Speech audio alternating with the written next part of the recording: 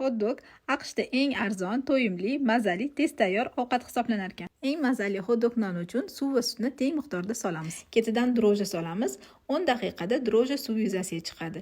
Tuz va shakar, 2 dona tuxum solib, yaxshilab aralashtiramiz. Kerakli unni yarmini qo'shib, oshirishga qo'yamiz. 15 daqiqada xamirimiz oshib chiqadi. So'ng qolgan unni qo'shib, yaxshilab mushlaymiz.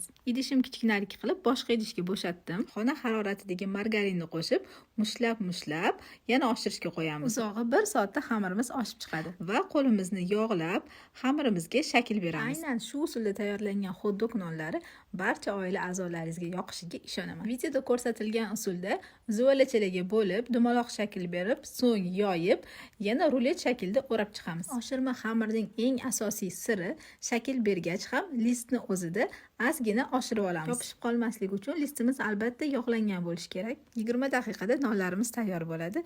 Ungacha hot-dog uchun sok tayyorlaymiz.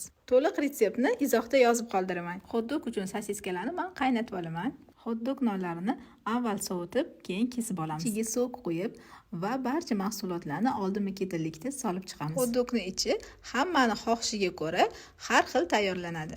Ha, aytgancha, Amerikada 18-iyul kuni hot-dog kunini bayram qilib nishonlashadi. Hot-dogni o'zbekcha tarjimasini bilsangiz kerak.